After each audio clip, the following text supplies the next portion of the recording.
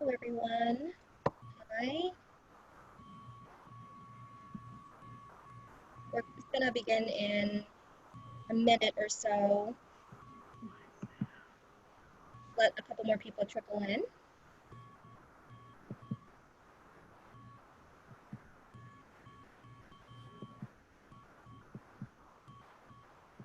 Could already see a couple people taking sips of their beer, so cheers as we wait. I know I've been debating if I should open mine or wait to the tasting portion. I should have grabbed two. I'll find I out know. where the sound is.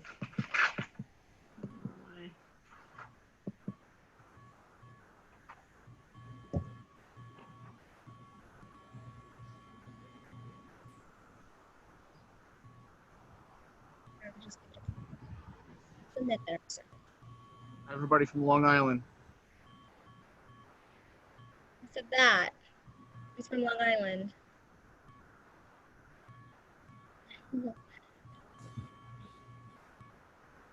All right. Well, why don't we get started? Hi, can you guys hear me? Hi. Yes. Hi, I'm Allison. Thank you for my karate beer. Oh, you're very welcome. Corey. I hope you enjoy it.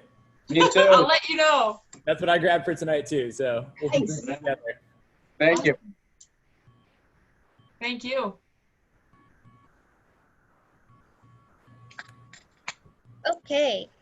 Well, on behalf of Bryant's Alumni Association, welcome to tonight's virtual craft beer tasting and happy hour with Corey Adams from the class of 2006. My name is Jessica Dang from the class of 2016. And I am the Alumni Communications and Program Officer from the Office of Alumni and Parent Engagement, and I will be your moderator for this evening. Before we begin, I want to provide you with some tips for tonight's event. So all participants will be muted up until the happy hour portion of our program. However, we encourage you to actively comment and ask questions using the chat feature located on the bottom of your screen. Corey and I will be monitoring the chat, and he will try to answer as many questions as he can that comes through during this event. You can also save your questions until the end and ask Corey himself during the happy hour portion later on. Before I introduce and turn the program over to Corey, I just want to say thank you to everyone who did submit an entry for a chance to win some free samples of beer from Southern Swells for tonight's gathering. And a huge, huge thank you to Corey for offering and sending those out to our alumni who are joining us tonight to enjoy. We had so much fun going through these responses, and we just want to share a couple of them from our favorite winning responses with all of you in the chat. So check them out. They are really awesome. So it is my pleasure to introduce to all of you Corey Adams from the class of 2006. During his time at Bryant, Corey majored in marketing and minored in psychology. Following his interest in entrepreneurship, he has co-founded Southern Swells Brewing Company in Jacksonville Beach, Florida. Born and raised in Rhode Island, Corey moved to Florida 2 years after he graduated from Bryant in 2008. Corey, the virtual floor is yours. Awesome. Yeah, thanks so much everyone for joining us. Hope we're excited to drink some beer. And basically what we're gonna do tonight, I'll take you through a little bit of my background, a little bit of history of the brewery, and then we'll cover some of the brewing process, just kind of a high level overview, and then get down to the good stuff and actually taste some beer. So it looks like we've already got some people that, we're posting some of the good responses. So yeah, there are a lot of really, really great responses. So it was tough to only pick 12 of you. But yeah, to give you a little bit of my background, as Jessica said, I grew up in Rhode Island, so I was actually born in Woonsocket and moved around a little bit as a kid, but spent most of my childhood and teenage years in Coventry, Rhode Island, and then that's where my business partner and I actually became friends. I went to Bryant, he went to URI, and then after graduation, I worked for Fidelity Investments for a bit in Marlboro, and then and that's how I ended up in Jacksonville. I ended up transferring from that site down to their Jacksonville Beach location. Worked there till about 2010, and then I actually transitioned over to working for another Bryant grad, Joe DeAmbrose, who was in the class of 2007. And he, amongst other things, was the founder of Expedient Laundry at Bryant, and then ran a design firm called Palm Tree Creative. So that set me down the path of design, graphic design, web design, and entrepreneurship, and ended up leaving Palm Tree after a few years to start my own web design company. And that was around the time that I started homebrewing regularly. So at the time, I was probably brewing every month to every 2 months.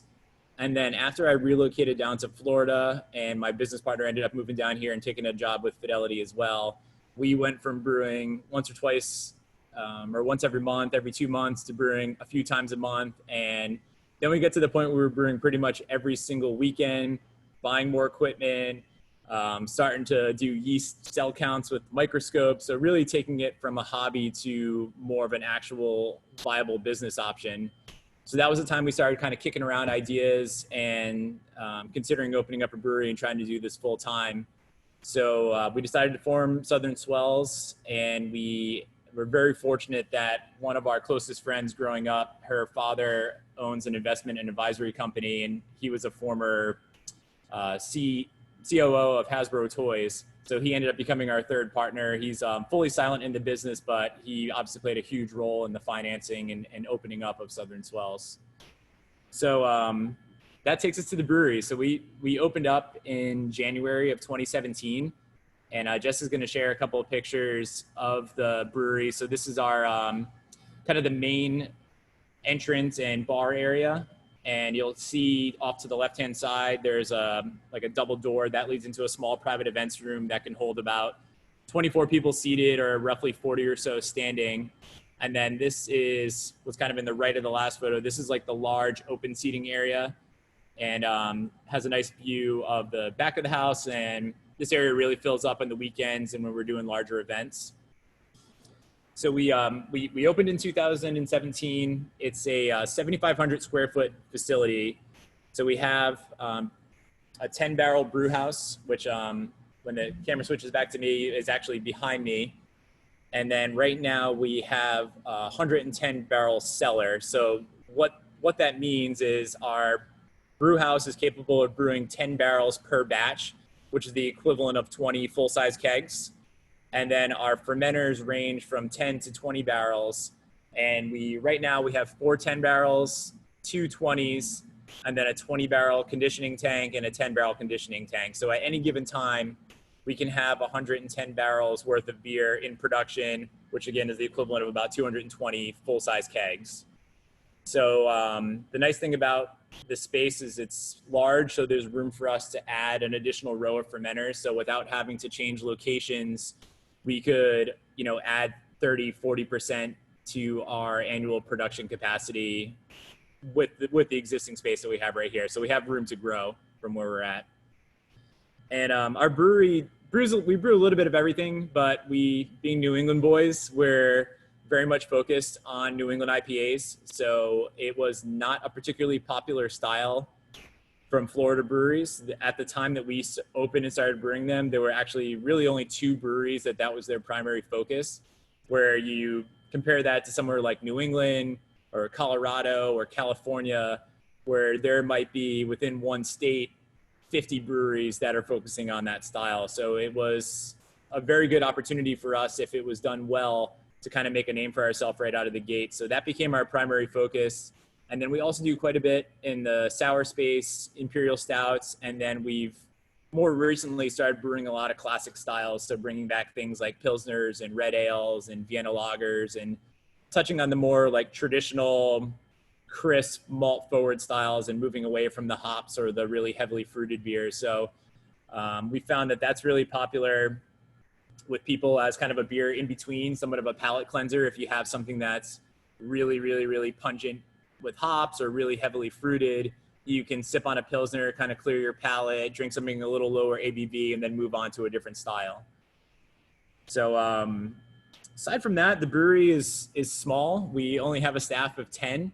So it's myself, my business partner, and 1 cellarman that do all the brewing. My wife, Kate, is our operations manager. So she does pretty much everything else. So she'll do anything from HR to event planning to accounting, a little bit of everything. So it's been a long running joke that she does the most work, but isn't actually an owner. So she likes to give me a lot of flack for that. but yeah, we have one taproom manager. She's been with us since day one, and we've been fortunate to have very, very little turnover. Most of our bar staff has been on either since the beginning or for at least 1 or 2 years. So we find that, you know, creating a good culture here, we're able to really retain employees and, you know, rely very, very heavily on them to represent the brand. So I'm looking through, before I transition to the brewing process, I'm gonna see if there's any comments or questions that have come through. And feel free, if you have questions pertaining to whatever I'm talking about, drop the questions in the chat in real time, and I'll try to kind of mix them in. And then if it, you know, like Jessica said, if it's something that pertains to kind of a different subject, we'll get through it at the end. But I see F-150 here, want to know if my wife is a Bryant grad. And she actually graduated from Rhode Island College. So she was a special education teacher when we first moved here and worked in the school system for about 7 or 8 years before we opened the brewery. And now she's with us full time here. And then, so Laura asked the COVID question, how is our business like with COVID? So I could talk for about an hour and a half on that, but it's been challenging. So Florida at the beginning, you know, was kind of the wild, wild west where we pretended like everything was fine. Nobody wore any masks, you know, everything was good. Florida had no problems. So, you know, obviously didn't take it as seriously as a lot of the other states did. And now it's obviously biting us in the butt because we're the epicenter for the US right now. So it's been a challenge. Probably the biggest challenge is handling the unknown.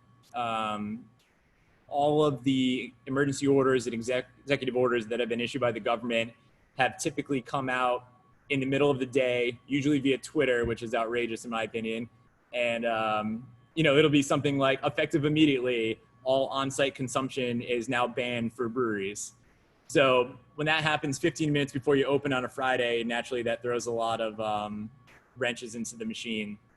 So yeah, we've been just trying to kind of power through. And right now we're in the process of getting a food license because that will actually allow us to open our tap room back up. Because right now all the restaurants and basically anyone that serves food, so restaurants, strip clubs, cigar bars, as long as you have a food license, you can be open. So right now that's kind of the big fight from the brewery side of things, is just want a level playing field where we can be open with the same restrictions that a restaurant would have. So let me run through a couple more of these questions real quick, and then we'll transition to the brewing process. So how do we come up with the name? That's another good one. We actually originally planned on calling our brewery Northern Roots, kind of paying homage to our New England upbringing. And then as we got a little closer to opening, we knew we were going to be in the beaches area. So we wanted something that resonated a little bit more with kind of a coastal vibe. So instead of Northern Roots, we switched it up and went Southern Swells. So it was kind of as simple as that. It didn't really have much behind it. We probably thought about 25 or so different names that had some sort of like a coastal vibe or some sort of reference to the ocean. And we all really liked that one the best. And then an alum at Trillium. So yeah, would love to collaborate with Trillium. I saw someone mention that here. We're really good friends with Equilibrium, so there's definitely going to be a collab in the works. So that's something we're hoping to do. I mean, ideally, we would have done it over the summer, but COVID kind of messed all that up. So hopefully once things reopen and, you know, people are comfortable coming to Florida again, we'll be able to put that together. And we'll actually be brewing with Vitamin C in Weymouth, Mass on this upcoming Wednesday. So they're really good friends with Trillium, Treehouse, and Equilibrium. So we're really excited about that. All right, cool. I'm going to go ahead and hop into the brewing process real quick, and then we'll get back to some of the chat-related questions. Just if you want to pull up the brewing process slide. I'm going to go super, super high level, but if you have questions about the process, feel free to pop them in the chat, and I'll do my best to answer them. There's a long-running joke between my business partner and I, because he's our head brewer and really responsible for a lot of the brewing decisions and recipe formulation. So we always joke that he's the actual brewer. I'm just really good at squeegeeing the floor. So I can speak to a good amount of the brewing process, but not nearly as savvy as he would be. But But yeah, so basically every brewery is going to do things a little bit different, but overall the same basic principles and processes will be in place. I'll touch on some of the things that we might do a little differently than a traditional brew as we kind of go through the process. But essentially you start every batch by milling up your grains. So your recipe is generally going to be based off of base malt, which is going to make up anywhere from 70 to 90% of the batch. So those are going to be, you know, really good fermentable grains. Some of the common ones you'll see breweries use will be 2-row barley, 6-row barley, Pilsner. If you're doing a darker beer, you might see something like Maris Otter. So that's going to make up the bulk of it. It's not going to provide a whole lot of color or things of that nature, unless it's something like a Maris Otter, which will be a little darker. But generally, they're just there to provide the starches that are then going to convert to sugar and eventually convert to alcohol. And then anywhere from 10 to 30% of your recipe is going to be made up of specialty grains. So these will be anything from different types of malted wheat to flaked oats, flaked wheat, all sorts of, when you're brewing darker beers like stouts or even something like a red ale or an Oktoberfest, you'll be using different types of caramel malts that will provide some sweetness, but also provide a little bit darker color in the final product. So those basically get milled in a giant mill. And then if you can see behind me, there's a white pipe that kind of comes across right here and then dumps into the far vessel. So that basically is an auger that runs from our mill, moving the grain up into the mash tun. So if you see here in this, this nice little process graph that I stole from another brewery and slapped our logo on, you're mixing hot water with the milled grains into the mash tun. So those are all getting mixed in. There's large rakes inside of the mash tun that are going to be constantly moving the grain around, trying not to let any of it clump up and get maximum contact with the water. And then you're going to have something called a mash rest, where you essentially have an hour of those grains, for lack of a better word, steeping in the hot water. And during that time, there's a conversion taking place where all of the starches in the grains are now actually converting to sugars that will eventually be converted to alcohol farther on down the process. So after the mash is done, there is a part of the process that's not in this graph, but we do something called the boil off, which is probably the coolest term in brewing. It just sounds very important, but essentially it just means recirculation. So what you're doing is you're essentially recirculating your sugar water down the bottom of the mash tun, back up through the top, and it's kind of spraying lightly on top of the grain.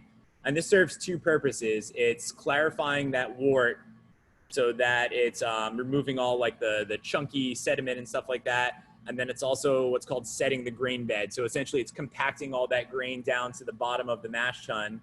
And what that allows you to do is when you're the next step, when you're lautering, which is you're actually transferring that liquid from one vessel to another, it's just moving the liquid and not as much of the solids are coming through because they've all kind of been compacted together instead of all the little bits and pieces floating around in the liquid. So that process is called lautering. You're basically moving the wort into a boil kettle. And at this point in the process, some breweries would add hops into the boil. You can add hops right at the beginning when that first wort is actually touching the kettle, or you can add them at any increment of time during that 60 to 90 minute boil process. In most instances for our beer and for the New England style beer, we're not adding any hops during this stage of the process because those hops are adding bitterness, and we want to reduce the amount of bitterness in the final product because we're going for more citrus, those kind of like dank flavors, as opposed to the bitterness that you would find in, say, a traditional West Coast IPA or something like that. After the boil is finished, we'll typically cool the wort down to anywhere from just under boiling down to as low as like 150 degrees. And we'll do a process called whirlpooling, which essentially you just recirculate that wort back through the boil kettle through a side port, and it creates just like a spinning rotation in there. So this, again, is going to be a multi-purpose step in the process. It's basically moving all of the solids that are in there towards the center so that when you're going to move that liquid to the next vessel, you're not moving any solids that are in there. And also if you're adding wort or adding hops during the whirlpool process, it's helping to recirculate them into the beer so they actually get into solution. So when that step is finished, you're basically at this point, you're ready to cool the wort down into a fermenter. So we run it through a heat exchanger, which is essentially just looks like a giant radiator that basically has cool water coming through in one direction, and the plates are right on top of one another. So you've got hot wort moving through some plates, cold liquid moving through the other. It converts that heat, so then your wort can drop down to say 60 degrees, and then that cool water will actually raise up to 160, 170 degrees and gets deposited into another tank. So after all your cool wort has been transferred into a fermenter like the one behind me right here, you will pitch yeast, and then usually within, depending on the yeast strain, within a few hours to a few days, you'll start to see, that's a cute pup, by the way, you got there. As soon as that fermentation starts taking place, within a few days, the beer will be fully fermented, meaning that all of the sugars have been converted to alcohol. And at that point, after you've seen a few days without the specific gravity changing, you basically know fermentation is done. We'll pull out all the yeast to either use in another beer or to dump if it's not something that we want to harvest. At that point, we'll dry hop the beer, which is going to add a lot of aroma and flavor to the finished product, but not really any perceived bitterness. We'll typically let those hops, rest in solution for a couple days. Then again, we'll drop those out of the bottom so that we have essentially a clean beer with no solids in it. And typically for us, we will then transfer that beer from one fermenter to a conditioning tank, let it sit for another week or two to condition, to smooth out, carbonate it right in that tank, and then package it, which could be anything from kegs, bottles, or cans. We use a mobile canning company, so they come in every 2 to 3 weeks and can a lot of our products. And then under a normal circumstance, we'll typically can 80% of the batch, and then the remaining 20% we'll put in kegs to use on draft in the tap room. So that's pretty much it for the process. I'm going to switch back to the chat, see if there's any questions pertaining to the process side of things. Or if anyone has one they want to ask too, I think Jessica can unmute you if you have a direct question to ask that's process related before we get into actually drinking some beer. So Greg said, are you kegging less with COVID and restaurants not serving as much? Definitely. We basically have transitioned to canning or bottling pretty much the entire allotment of every batch. So before we were doing typically like 2 beers every canning run, and we do about 50 cases. Now we're usually doing 3 or 4 beers every canning run, and we'll do, typically depending on the batch, yield anywhere from 75 to 90 cases, depending on how much loss we have from things like hops. And then, so that's definitely a good question. And that's something that has been particularly challenging with COVID, because with everything changing so quickly, if say tomorrow, because they love to roll stuff out on Fridays, typically at noon or 5 p.m. If the state all of a sudden says, okay, you can open back up, well, great. Now we don't have any draft available because we've been packaging it all. So we're constantly playing that game of, do we can the whole batch, or do we save a little for draft, hoping that something's going to change and we'll be able to reopen within a week or two. So that's been a really big struggle. So let's see, how far is our outreach for distribution? We don't do a lot of distribution. It only counts for about 5% of our total sales. Most of it stays here in Jacksonville. And then we'll do drops in key areas like Orlando, Tampa, Miami. And that's usually once a quarter, or if we're going to a bigger festival event that's going to bring a lot of outside breweries, a lot of New England breweries that are going to be more high profile, we'll potentially try to drop some kegs into targeted accounts where they'll get good exposure alongside a brewery like, say, Trillium or Equilibrium or something along those lines. Based on photos, lots of business from patrons. Do you independently distribute? So we're not allowed to independently distribute. The state of Florida has a 3-tier system, meaning everything that we distribute has to touch the warehouse of a wholesaler, and then they can sell it to a retailer. So even though our close friends own a business right next door to us that serves beer, if I want to sell them beer, I have to first sell it to my distributor. They have to come pick it up, take it to their warehouse, which is about a 45-minute drive from here, check it in at the warehouse, and then come deliver it back to that location. So Florida gonna Florida, as they say. Vicky wanted to know, do we brew any unfiltered beers and how is the process different? So we actually don't filter any of our beers. So even if we're doing, the hazy IPAs are notoriously unfiltered. You want that haze to them. But say we were gonna brew something super clean like our Pilsner, we don't use any sort of filtration, but we will use clarifying agents. So if there's any home brewers out there, you probably know the term Werflock, or who's that up there? Greg. So I see him raising his hand. So we'll use either Werflock, or a lot of times we use Irish moss in home brewing as a clarifying agent. So that's something you add in during the process that will help clarify the beer when it's actually in fermentation. And then for sours, if you want to kind of clean up some of the fruit that you're using, you can actually put gelatin in there, and it'll actually like kind of coagulate all the fruit and the pulp together, and then you can drop that out the bottom. So that's about the extent of our filtration system. And then have never been to the Great American Beer Festival, but we have sent beers to GABF. I haven't won anything yet, but you never know with competitions. And then Mike Skura. So Mike's, let me see if he's in here.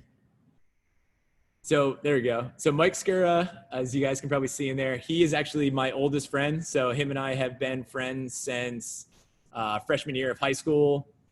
We live right down the road from one another. Both went to Bryant. He now lives in Kentucky. He's an entrepreneur as well, so good to see him in there. But he was asking if we've ever aged any of our IPAs in bourbon barrels. So we have not. Typically that style you don't see aged very much in bourbon, but you will sometimes see them aged in gin barrels. Gin is a very complementary flavor profile to a lot of IPAs. So that's typically a more common barrel aging process for an IPA. But that being said, the New England IPA style is very finicky, doesn't typically do well in any sort of environment where oxygen can get in the beer. So typically barrel aging is a pretty big challenge. So yeah, that seems about it for the process. You guys want to drink some beer? All right, everyone seems in on that. All right, so let's, what we're gonna do, the proper beer tasting, it's gonna sound a little ridiculous, but people go way, way, way in the deep end with this. We're gonna do like the most simplified version of it, and the flavor wheel that we're gonna refer to is actually a more simplified version than the original beer tasting flavor wheel that was developed in the 70s. So there's a guy named Mark Dredge who wrote a book called Craft Beer World in the early 2000s, and he basically took this the original beer flavor wheel and simplified it, if you can believe that. So this is the simplified version, which obviously still looks extremely complicated. I do think it's helpful. You know, a lot of times I know when I'm sampling beer, I certainly can get certain elements, but I can't always put my name on what it is. But sometimes looking at a wheel like this and picking out, you know, something like bubblegum or banana, you know, you might not have initially thought of that, but once you see it, you go, all right, yeah, that's the flavor that I'm identifying. So I think it is pretty helpful. All right, so for anybody that hasn't already poured their beer or started drinking, step number one is going to be to pour our beer.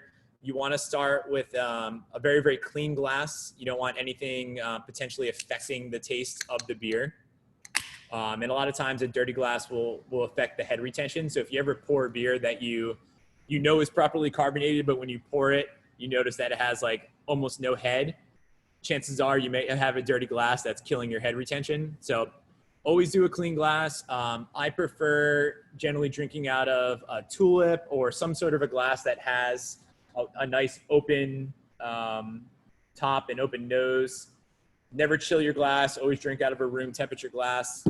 Frozen glasses, again, will kill aroma, flavor, head retention, and really can impact your beer negatively. Depending on the level of carbonation, you typically are going to want to tilt the glass as you're pouring.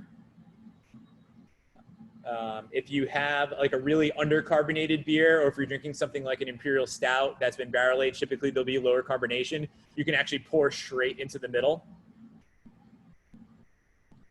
And then, you should end up, depending on the beer or the glass, anywhere from 3/4 of an inch to 1.5 inches of head is reasonable. You see a lot of breweries now doing these slow pour pilsners where they'll have like a head on it that's about this thick. So save that for your pilsners. Don't try to pour your IPAs like that. So I probably poured a little bit too much, because generally what you want to do is, much like if any of you guys did the wine sampling class, that you kind of want to like agitate, swirl around your beverage. That'll release some of the aroma, some of the esters. So try to give it a little bit of swirl. And before you taste anything, I want you to give a good smell. There's 2 ways to do it. Take one big whiff, or generally I try taking like 2 or 3 smaller smells. Sometimes you can pick out different things depending on which one you're doing. And much like Greg is doing, you want to really put your nose in the beer. So don't be afraid to come up with a little bit on your nose. The closer you can get to the actual product, you'll really start to pick out different elements.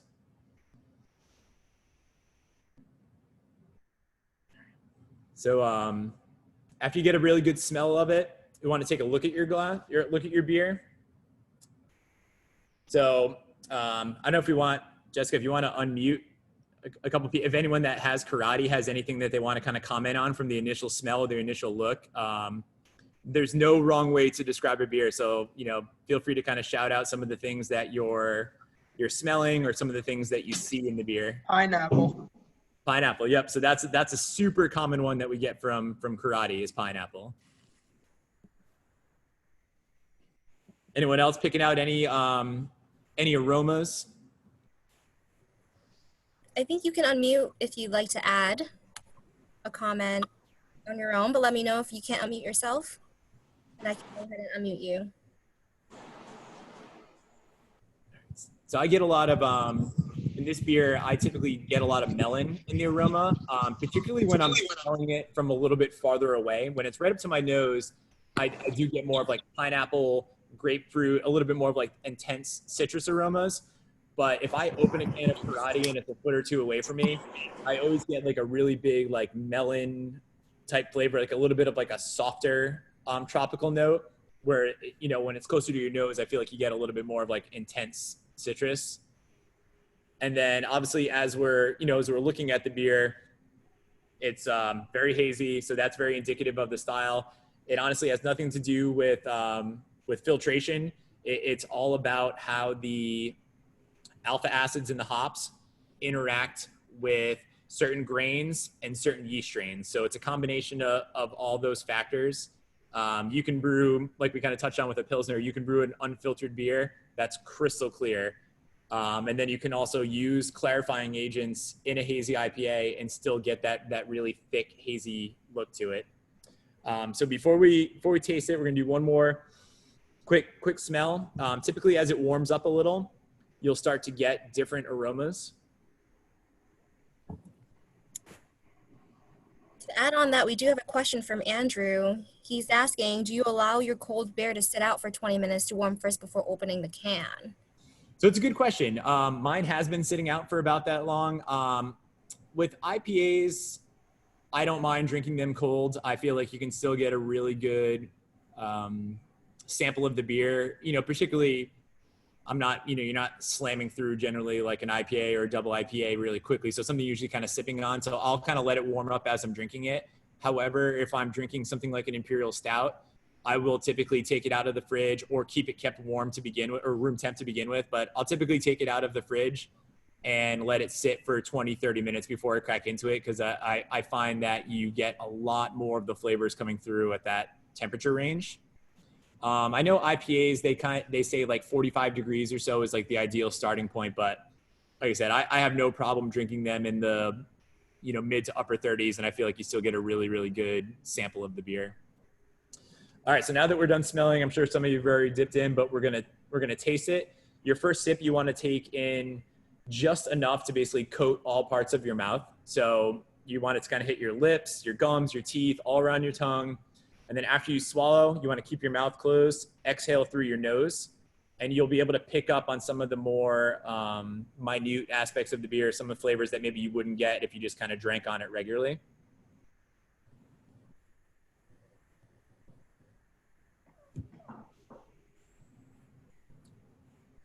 So yeah, when I do that, I definitely pick up on a lot of the mouthfeel. So get a lot more of the kind of creamy, smooth backing of the beer that the hops play off of in the kind of that initial touch to your palate. And when you taste it again, I would say, you know, try to take a more like traditional sip and kind of see what you get. Don't worry about coating your mouth. Just maybe take a couple small sips. And typically by like the third or fourth, you should have, you know, a pretty good representation of all aspects of the beer.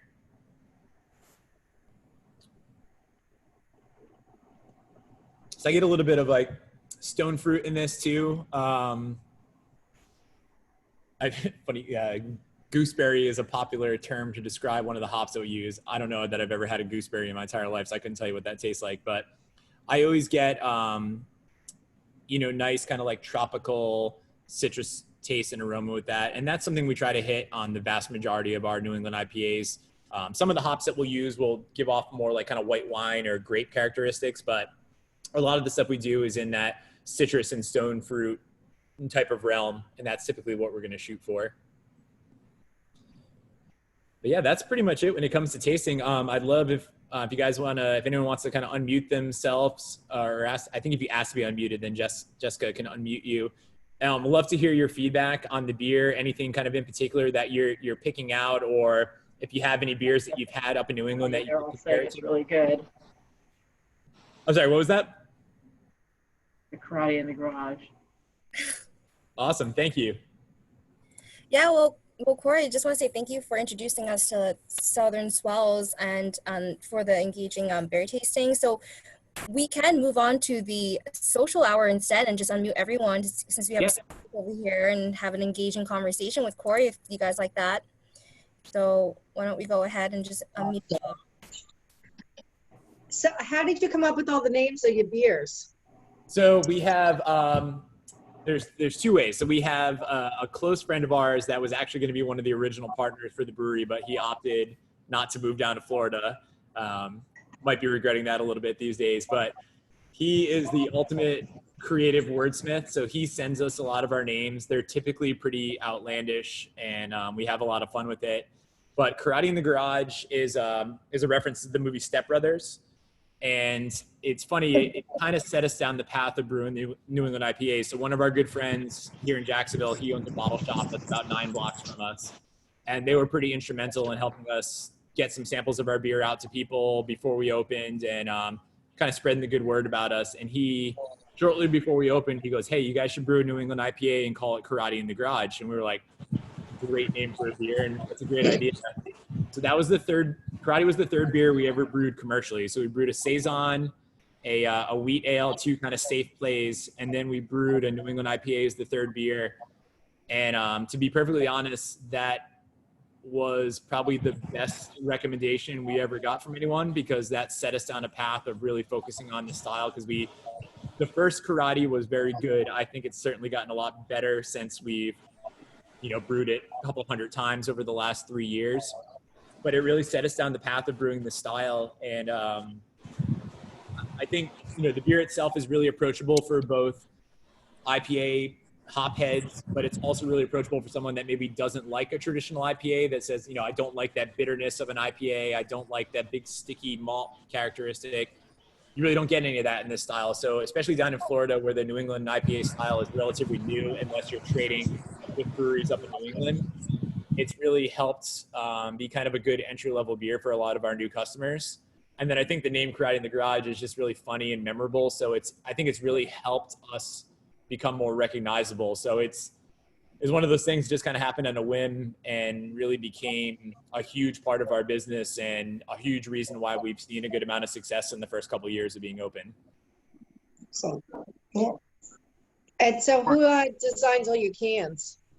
I do. So my background is in graphic design. So I do all of our can art, our logo, all of our merch, which is nice because obviously it saves us money, but also it's, it's really great for turnaround times because we're not waiting on on an artist or kind of go back and forth with the revisions, I mean, I can quickly make the edits. And our cans have definitely evolved and become a little bit cleaner over the past 6 months to a year. So it's cool to see kind of the brand develop and how, as we find our way of like what our style and what our brand really is, being able to develop can art that I think really kind of exemplifies that. So it's been a fun process for me as a designer. I'm probably my own worst critic too. So I'm never satisfied. I never think it looks good. So I usually have to rely on the rest of our staff to be like, no, this actually does look good. We should run with it. So it's nice to have that sounding board. What's your Corey, favorite style? Sorry. Favorite style to brew? Favorite style that you personally like, and then what's your favorite style to brew? So favorite style that I personally like would probably be like a traditional American pale ale. So somebody had asked, as one of the submitted questions was, what is my favorite beer and why? And I was asked that question on a podcast kind of in a different way. It was what was my desert island beer? If you could only drink one beer if you're stuck on a deserted island, what would it be? And I always go back to Sierra Nevada Pale Ale. It's been around for 45 years. The recipe has never changed. They're the only brewery in the country that size that uses whole cone hops. And to me, it's that perfect balance of, that crisp caramel malt coupled with like just enough bitterness and citrus component that it's filling for like a 5.5% beer, but it's also one of those you can kind of kick back all day. So I think that's my favorite style to drink. As far as brewing, well, when it comes to the actual work of brewing, it would be something like a Pilsner or a sour because it's super easy. There's not a lot of grain in it, so there's not a lot of work on our end. And brewing an Imperial Stout would be my least favorite because we typically do a 5-hour boil. It's usually like 3,000 pounds of grain. Tends to be really sticky, tends to get stuck when I'm transferring. So that can be a nightmare of a day. But we really like brewing the New England style. It's so challenging to get right. I think it's one of those styles that, a lot of the breweries in New England have perfected, but there isn't a lot of information to go off of. So as you're getting into like home brewing and things of that nature, you're typically looking at recipes and research from, 20, 30 years of brewing. But when you look at the New England IPA style that's only been around for, call it 10 years, but probably more realistically been popular for the last 5 years.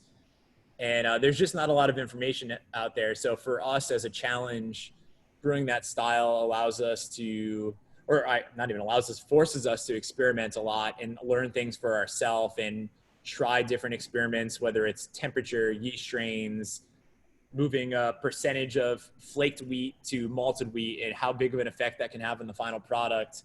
So for us, I think that's probably my favorite style to brew just because it's so challenging and there's no real blueprint to follow yet.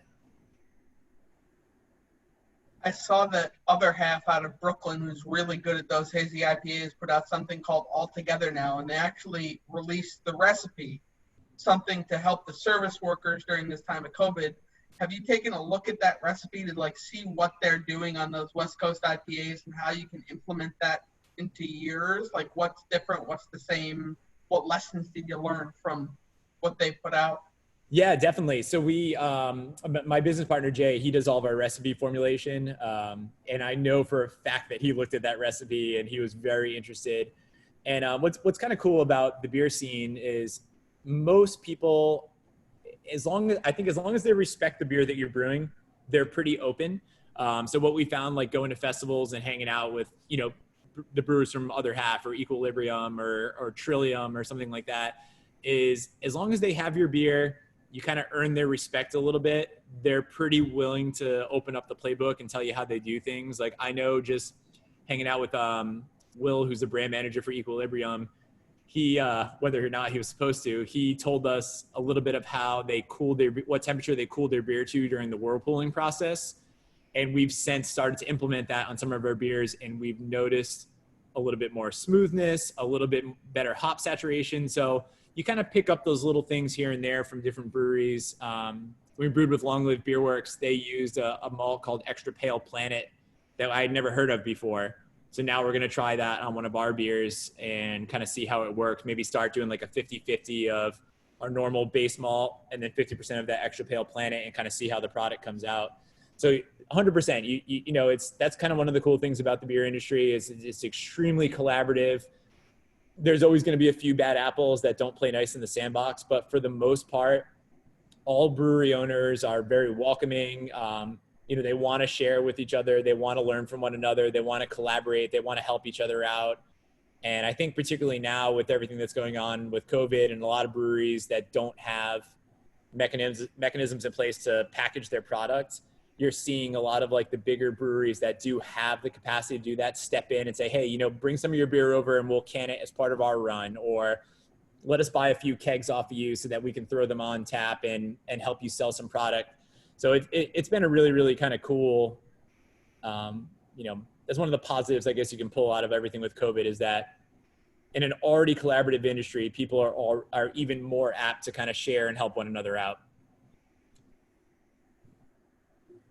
Has there been any brewery that you kind of look up to for how they've had success with the brewing, or what they do for variety or quality or anything like that? Just kind of as a follow-up to your comment. Definitely. So I would say, you know, as far as like the breweries that we really, I would say look up to and that kind of gave us the inspiration to start a brewery, it would be some of the OGs in craft beer. So it's the people like Allagash or Sierra Nevada, or you know, someone like Dogfish Head, who opened up a brewery in a dry community. You know, you see breweries like that didn't take no for an answer, didn't really let, you know, any of the roadblocks stand in their way, and kind of push through, and were able to open. And then when you speak about kind of called the modern brewery, so, you know, your top tier breweries in the country, so the people like Equilibrium, Trillium, you know, the names that if you go on any beer forum in the country, you're going to hear them tossed around. In our opinion, we think Equilibrium is the best brewery in the country when it comes to the New England IPA style. I feel like they put out consistently smooth beers, even at 10, 11%, that have no alcohol burn, no bitterness. And you would think they were 6, 7% if you didn't see the label. So I say we probably look up to them the most. And then here in Florida, we really, it's a brewery not much older than us. They're only about a year older than we are, but there's a brewery called Calusa down in Sarasota. And in my opinion, they brew the best beer in Florida. I think they're the most versatile brewers. They have made a name for themselves in the New England IPA space as well, but they also brew exceptional mixed fermentation sours. Their stouts are really good. And they brew some of the classic styles like extra special bitters or Vienna lagers, I think better than anyone else in the country. So they're not super widely talked about outside of Florida, but if you ask anyone in the craft beer scene down here, I think, you know, you'd have a good percentage of people that say Calusa is the best brewery in the state. Do you have any other big competitors in the New England space besides, not competitors, but I mean, you collaborate a lot with different ones. Who are the other big ones that do New England IPAs down there for you? So it's kind of worked out nice. We're all pretty spread out. So like the big players in that space are us, Civil Society, which is in Jupiter, Florida. So that's about a 3-hour drive from us. And then Calusa, which is in Sarasota, which is also about 3 hours, but they're probably like an hour to an hour and a half away from Civil Society. And then there's a brewery called Ology, which is out in Tallahassee. So that's about 2 hours away from us. So it's kind of nice. We've all kind of carved out our little niches within the state for that style. And, you know, at the end of the day, it's one of those things where, would we have brewed that style if it wasn't so trendy right now? Probably not. Like, probably not focused on it as much as we did. But at the end of the day, it was an opportunity for us to brew a beer that was in really high demand. And then that gives us the freedom to do the stuff that maybe we're a little bit passionate about, like brewing a really, really nice German Pilsner, or, you know, barrel aging a mixed fermentation sour that's going to sit in a barrel for 3 years. It's, you know, brewing those kind of heavy hitter styles give us the opportunity to brew passion projects. So I think you'll find that with a lot of the breweries, particularly in Florida, that are brewing, you know, the really high demand styles, is they're all doing it because yes, they like brewing that style, but they also want to be able to feed some of their personal brewing goals. Where is Highlight out of? I know that one just because I see it up here a lot. So they're out of it's Cigar City Brewery, and they're in the greater Tampa area. So Tampa has, I don't even know what it's up to now, but it's something like 170 breweries in the greater Tampa area, and all of Florida has about 330 breweries. So when you think about that, They're it's all in St. Pete. yeah. So Tampa and St. Pete, you know, because they're only like 30 minutes apart from one another.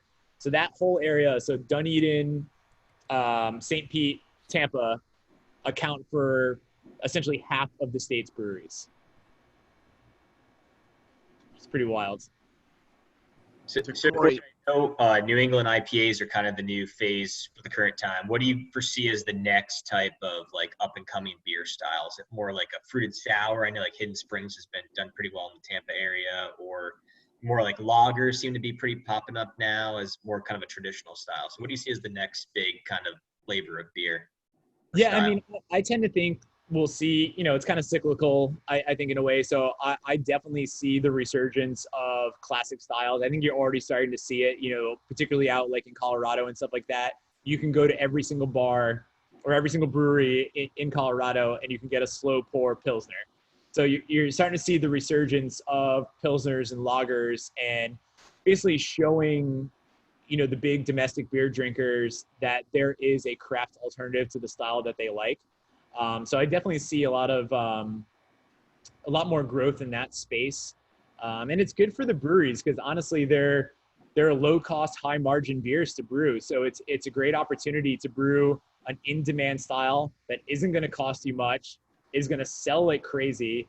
It's probably not going to get a lot of buzz on Untapped or Rate Beer or anything like that because, you know, the Hayes boys don't really care about Pilsners. But at the end of the day, like, our Pilsner is typically our second highest selling beer, right behind Karate. And but you won't find a single person in the city talking about that beer. So I think there's a lot of opportunity in that space. And I agree with you, Thomas. I think, you know, someone like Hidden Springs, they have substantially grown their business by doing fruited kettle sours, which are an easy beer to brew. They are very expensive because the fruit costs, especially with how much they're putting in there, are through the roof. So in a 10-barrel batch, you know, you might have $700 worth of grain costs in a fruited sour, but then your fruit costs might be anywhere from $2,000 to $4,000 per batch. So when you factor that out, they end up being some of the most expensive beers to brew because the fruit costs are just insane. And it depends on the fruit, but if you're using, I don't know, more like unique fruits, I guess you'd say, like we do a beer with acai and elderberry. And I mean, each one of those like 5-gallon pails of it is a couple $100 per bucket. So your cost can really get through the roof on those. But yeah, to answer your question, I definitely think you'll see continued growth in the kind of the kettle sour or quick sour market. And then I think the classic styles will continue their kind of already rising growth that they have right now.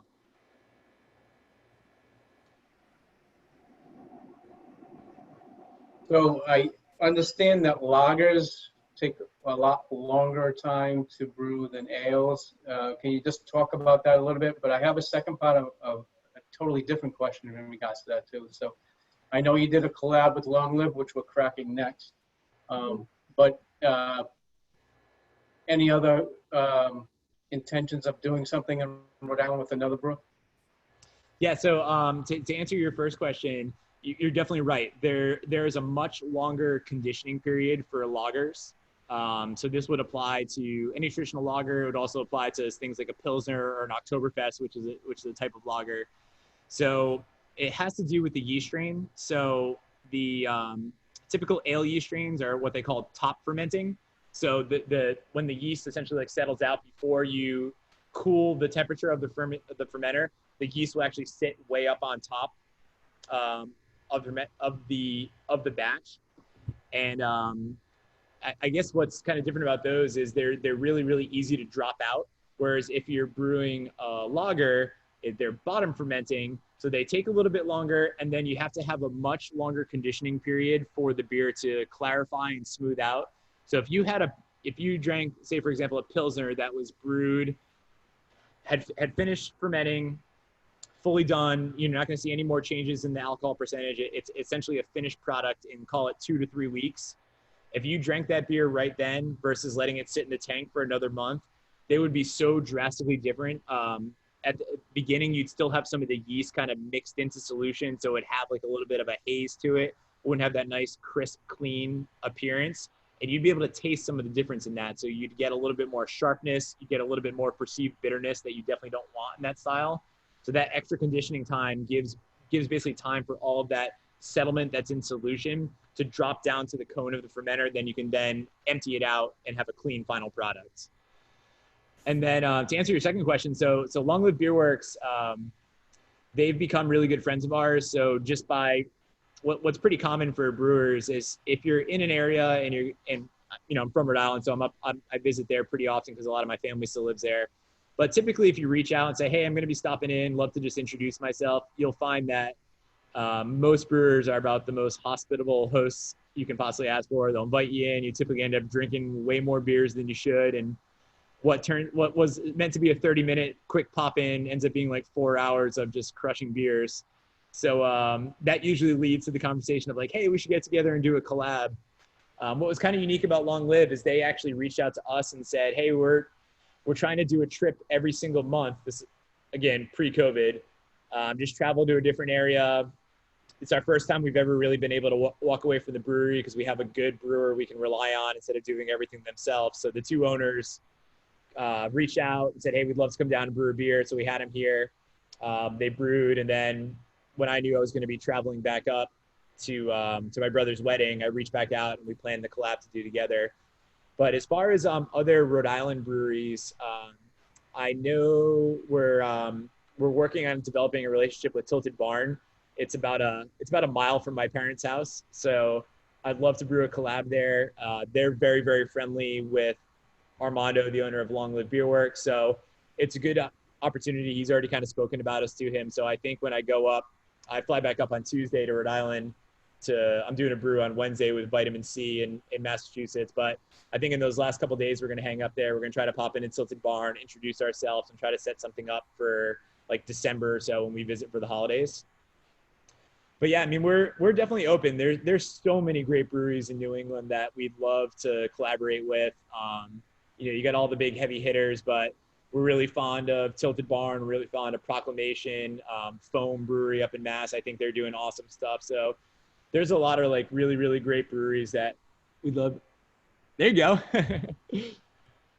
But yeah, it's really cool. The collaborations are honestly, it's the most, that and the festival scene is probably the most fun part of our job. And just, you realize that almost everybody in this industry has a very similar story. They all started as home brewers, kind of got that itch to do something a little bit farther, all dealt with all sorts of crazy issues when it comes to construction and opening up. So we all share, most of us share a very, very similar story to how we got there. Hey, Corey, Dave in New York. First off, thank you so much for being a part of this. Secondly, thanks for the beer. Karate in the Garage, just like you said, is light, refreshing, and true to form to the New England IPA style. So really spot on. So the fact that you've introduced it to the southern part of the country, I think is awesome, and I think you should continue on that. The next part is to your next iteration, keeping with Step Brothers, is it should be more room for activities as your next beer. And then lastly, in June of 2021, we would love for you to have a keg or two at Parentes for the next alumni reunion, which will be my 5-year reunion. Squared. So Squared. Yeah. So, honestly, 25th. All right. Really, you guys need to chime in on this? Yeah. Definitely. Thank you very much for the kind words. I really do appreciate it. I love that for a beer name as well. And yeah, I would love to send some of our beer up there. I think that would be amazing. I obviously spent many a night at Parentes, so it'd be pretty awesome to see our beer on tap there. That would be amazing. Yeah, well, Robin said we can have a keg on campus. It's June. Okay, yeah, let's do Maybe it. that's better. Yeah, so it's a little tricky shipping a keg, like doing it legitimate. But basically all we have to do is find a distributor that will that basically has the ability to travel all the way between the two. And there's one that we've used to bring some New York beers down to here. So I can reach out to them and see if we could actually Corey, I'm thinking you need to do a collaboration, a 25th reunion with Trillium or Other Half or Treehouse, and you're good, my friend. Hey, I'm all for that. Corey, if this is Robin, if we had it on campus though, and it wasn't for sale, it was just part of a party, you wouldn't have to have a distributor, right? I wouldn't, but it's ship. Basically, the only option would be for me to drive it up myself because you can. It's not technically legal to ship beer. Okay, So, especially not to Rhode Island. yeah, Jess, shall we drive down to Florida and get it? Huh? yeah. So I mean, you can get away with obviously shipping cans Wait, pretty I easily. think Dave just volunteered to go get it. Yeah, maybe we can meet halfway or something. We'll try to line up a collab at like Vail in Virginia or something like that. And we'll meet halfway. I like your thought process, Robin. But yeah, that would definitely work. I wouldn't need to do it legit. We just have to figure out how to get it there. I guess me and David are road tripping. Nice. So we got a couple of questions in here. Vicky was asking, have we brewed Goza? So we actually have not. And it's mainly because neither my business partner or I particularly like the style. That being said, it is popular. You do see a lot of breweries down here brewing it because it's a nice kind of refreshing summer beer if you like that little bit of that saltiness in your sour.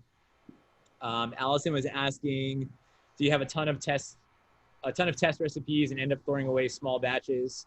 And then how do you know how much fruit you need to add? So initially we did a fair amount of test recipes. We have, I'd show you, but it's too blocked by stuff, but we have a small half barrel system. So we would do some of our test batches on there. But since that point, now that we are pretty familiar with all of our processes and kind of what's going to do what in beer, we generally don't do any sort of test batches. We'll just experiment with a full-size batch. And then as far as like adding fruit, we've done different levels of fruiting on beers throughout. So we started really small with like a small amount of fruit, and they would give you like just a subtle hint of it. Then we cranked that way up, and it became essentially like almost like a smoothie type of consistency.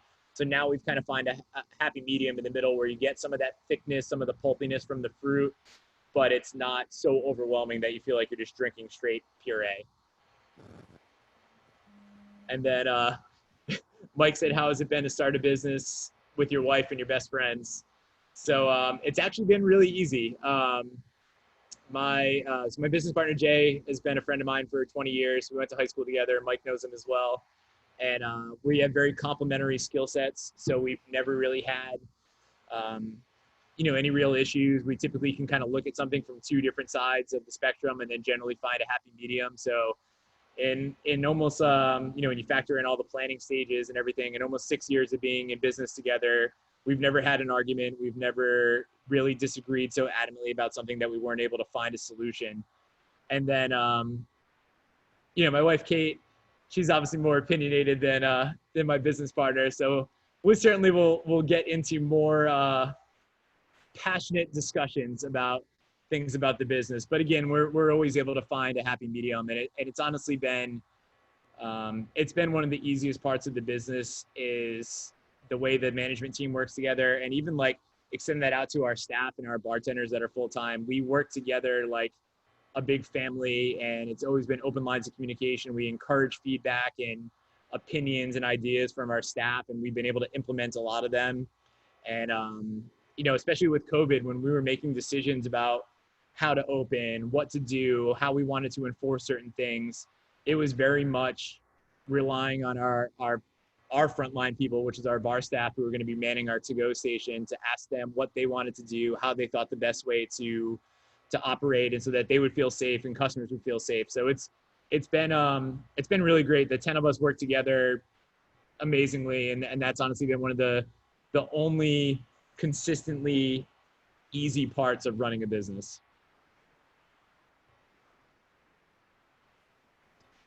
Got another quick question for you, Corey. I know one of your styles you guys do is sours.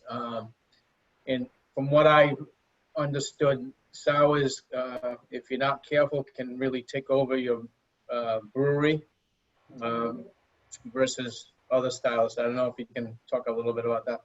Yeah, definitely. So we do two types of sours. So we've got what you'd call a traditional like barrel fermented mixed culture sour. So what we do for those is we brew a fully clean beer in a fermenter. We'll use like a regular ale yeast in it, ferment it out. So there's at that point, no bacteria has been added to actually make it sour. And then what we'll do is we'll actually transfer that using a 25-foot hose into a barrel in a completely separate room from the productionist space, pitch it into that barrel, wheel the barrel out into our main tap room area, and that's when we'll actually pitch the cultures that will be some sort of mix of Brettanomyces and Lactobacillus and other bacteria that will actually sour the beer. So all of that is done on the other side of there's like a big glass wall that separates the brewery. So everything that's essentially sour or has bacteria is all handled on that side of the brewery. And then for our what we would call like a quick sour or a kettle sour, a kettle sour, you actually pitch your bacteria directly into the brew kettle. You let it sour overnight, and then you bring it up to a boil that essentially kills off all the bacteria. So then the beer that you're actually transferring into your fermenter is already sour, but all the bacteria is inactive at that point. But we actually transitioned away from doing that because we were getting some off flavors that we weren't particularly fond of. So what we've started doing is putting a clean beer we have one dedicated mixed culture fermenter. So we'll move the clean beer into that, and we'll actually do a direct pitch of bacteria into that fermenter. But then we use all different hoses, all different keg couplers. We have everything. We have a whole separate area that essentially all the sour equipment stays. So nothing touches that from the clean beer side. And that's worked out pretty well. We've been doing that for about a year with no infection issues, but you're definitely right. I mean, it takes a minute amount of bacteria to get out of that fermenter into your brew house, and you could be looking at a potentially $20,000 bill to have your entire brew house disassembled and professionally cleaned. So it's happened to breweries here in town. There's a local brewery that did a collab with this guy who is a notorious like mixed culture brewer. He pretty much only does sours and funk beers and stuff like that. And this dude walks into the brewery with a big Erlenmeyer flask full of bacteria, sloshing it around, ended up spilling some of it, got into some of their equipment, and they had to shut down, have everything professionally cleaned. Cost them about 20 grand to get back in business, had to dump all the beer that got infected. So it can be truly devastating to a brewery. So we are always extremely, they refer to it as the hot and cold side, but we're always extremely careful on the cold side. So essentially after we've cooled anything below 170 degrees, it should only be sanitary hoses. You should never, basically everything at that point is sanitary. So anytime we're opening a valve, even if we're just letting liquid out of something, we're fully sanitizing that by heating it up, spraying it with isopropyl alcohol, and then spraying it with sanitizer to ensure that even though liquid's coming out, there's no potential of any sort of outside bacteria getting in. So you have to be very, very careful. I know someone had submitted a question about what's the most challenging part of the brew process, and it's 100% sanitation and just making sure that you're not introducing infection into any of your beer, because it can be devastating to your business. Right, I think I did see one really interesting question, because I like hard seltzers too, but like hard seltzer opens, is opening, like a hard seltzer company is opening near Charlotte next month, and Noah's asking if the popularity of hard seltzers are a threat to potential markets to tap. Yeah, I mean, I think for sure. You know, hard seltzers are exploding, and you're seeing a lot of breweries to do their own versions of it, and even, you know, even some of the bigger players in like the, you know, the larger craft beer or craft breweries, they're starting to brew seltzers pretty regularly. So I definitely think if you have a very distribution focused business and you're fighting for shelf space at, you know, things like the grocery store or the liquor store, you better be thinking about a hard seltzer or planning for how you're going to combat that with some other type of low calorie option. I mean, there's no stopping the seltzer movement. It's exploding. Like, all those companies are growing like crazy. I know Sam Adams, their top earning product right now is Truly. So it's outselling Boston Lager. It's outselling everything else in the Sam Adams lineup, and it's growing at a rate of like 300 to 400% each year. So yeah, I mean, I think hard seltzers are definitely a threat to shelf space for production-minded breweries. You know, as far as like actually coming to a brewery, I don't know if it's going to be, if it would impact us too much on like our taproom sales, just because I think when people come to a craft brewery, they're looking for particular products. But we certainly have toyed with the idea of brewing one. We've done a couple pilot batches of seltzers, so it's not out of the question for us, and it's something that I could potentially see us rolling out, particularly as just like a taproom offering. So when someone comes in and they're looking for a seltzer, rather than buying a third-party product and selling it on the lower margin, we can offer them something that we made in-house. So yeah, that's a great question. And then Robin said ciders too. Yeah, ciders, we carry another local brewery that makes a cider, and it sells extremely well. I would say it probably moves better than, you know, 30, 40% of our lineup. Definitely a good question. I'm trying to see if there's any that anyone submitted that we didn't touch on. Sorry, just a quick question. What I've noticed recently is some breweries are kind of getting into the distillery area. For instance, Grey Sail locally here has just started, I think, doing that in Westerly. Yep. Yeah, those are good friends of my parents. Oh, okay. And do you see any of that in Florida starting to happen? And do you see any of that in the future of Southern Swells? Yeah, so you're starting to see it a little bit in Florida. So some of the breweries that have pretty established brewing programs and have like a great loyal audience have started to dive into the distilling space. Ology, which is one of the breweries I mentioned before, they just recently opened up their distillery. So you're definitely starting to see some growth of that.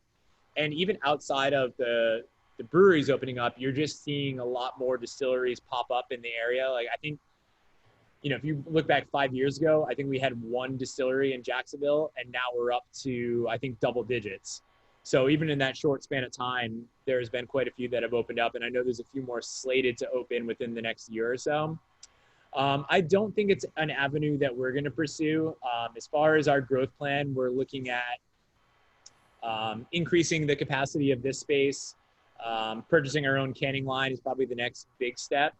And then I think if we were to open up any sort of additional operation, we would look to open up a smaller brewery and tap room that's somewhere in like a 30-minute to an hour distance from where we are, where we could tap into a market that probably already knows about us, but isn't necessarily willing to make the drive out here on a regular basis, but also far enough away from our primary location that we're not cannibalizing any of our sales here. So that's been a model that's worked pretty well for a few breweries here in town that have a big production facility and then have opened up a small, maybe call it a 1,500 to 2,000 square foot tap room. They'll put a small little brew house in there where they can brew some kind of one-off specialty beers. And then Florida law allows you to transfer from your primary facility to your secondary facility an amount equal to what you're brewing at the secondary facility, without having to go through the three-tier system of selling to a wholesaler and then selling back to yourself. So that's something that's at least in the horizon for us. And we've also toyed around with the idea of trying to buy a facility or buy a property, because right now we're leasing, and we've got about 1.5 years left on this lease, and then we have another 5-year extension. But I think, big future goals, I'd love to see us own our own space and invest that, couple $1,000s every month into a mortgage, as opposed to, keep paying rent on a place that someday we're going to have to walk away from. So it's really, really tough. There is not a lot of inventory for larger spaces in the community that we're in. It's a very, very small area. It's mostly residential. There's only a couple areas that have commercial space. But with everything going on with COVID, naturally there's going to be businesses that don't survive, our current climate. So I think there will be opportunities within the next 6 months or so for properties to pop up, and we're already working with a real estate agent and trying to find a potential space. So I would say in the grand scheme of things, no distillery really on the plans for us, but certainly growing this business and potentially expanding to another location is in the horizon.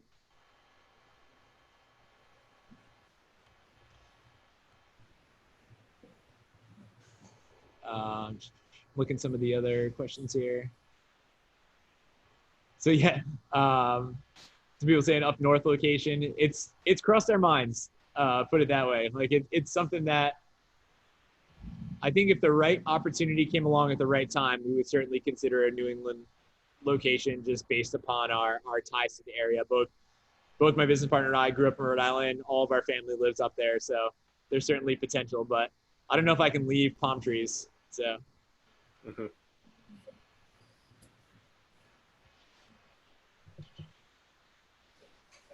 So I know there's someone that was opening a brewery, I believe. I don't know if they're here tonight, but they had raise your hand if you're that person. They must have not made it. All right, they wanted some tips on opening a brewery, but we'll save that for a separate discussion. I thought this was a good question. Someone asked, how did Bryant inspire you to be a brewer? So I think that's a good kind of tie into this whole happy hour event is, I think being at Bryant was highly instrumental in opening a brewery and just being an entrepreneur in general. I don't think there's any college in the country that does a better job of making entrepreneurship seem like it's a legitimate career option.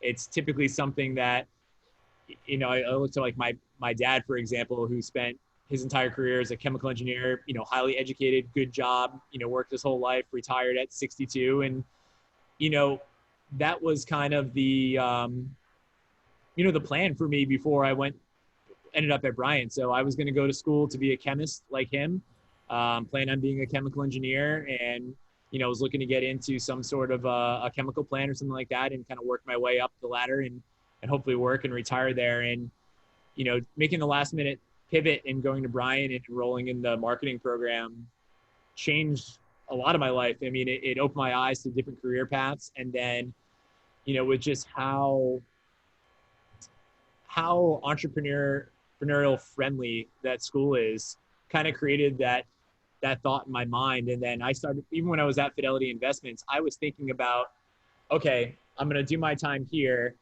going to get my CFP designation, and then I'm going to try to open my own shop doing financial advising. So even while I was working for a big financial corporation, in the back of my mind, I was thinking, how can I turn this into, some sort of business that I own myself? So I definitely think if I would have never went to Bryant, there is a 0% chance that I would have ended up opening and owning a brewery. So I'm very thankful for my education there. I'm thankful for the people I met, and just, making owning your own business seem like a very legitimate career option is not the typical mantra of most colleges in this country. So I think I'm very, very fortunate to have gone there, met great people there.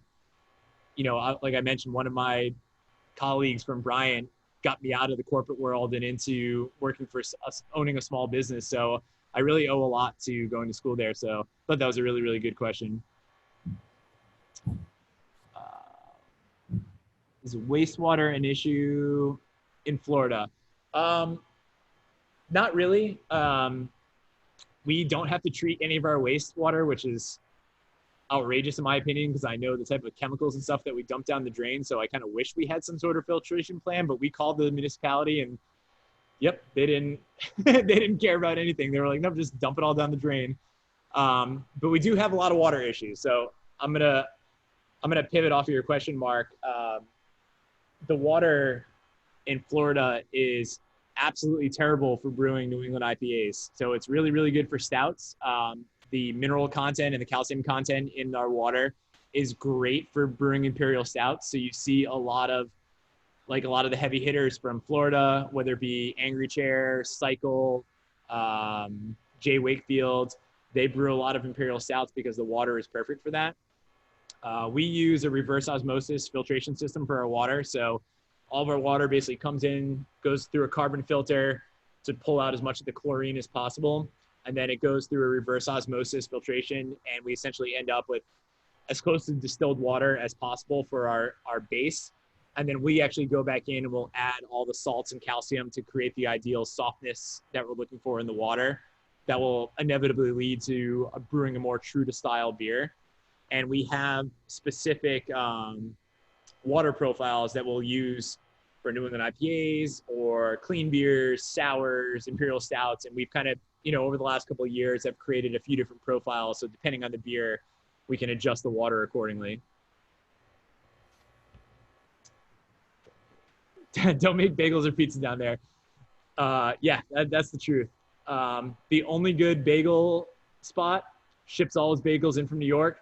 The only good pizza spot, he grew up in Brooklyn and moved down to Florida. So yeah, that's all you need to know about bagels and pizza in Florida. It's all garbage unless they move from New England.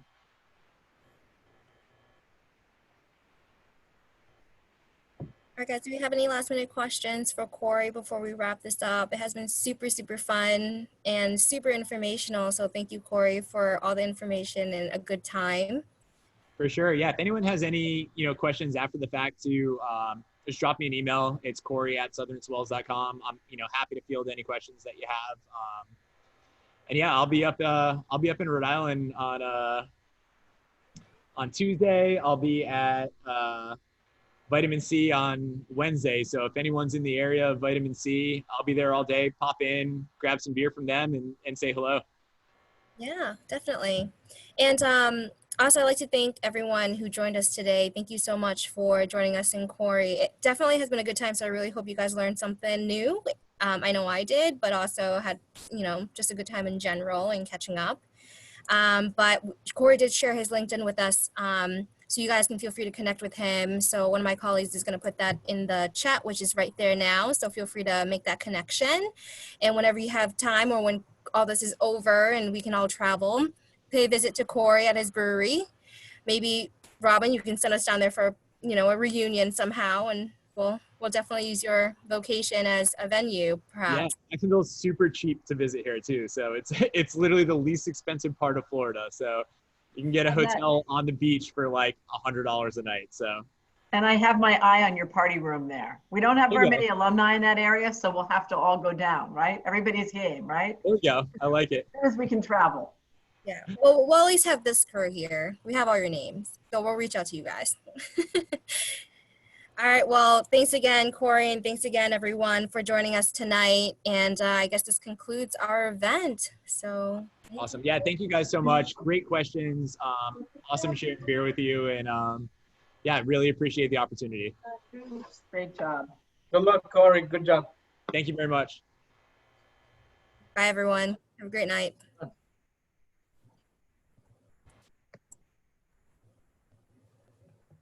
Cheers.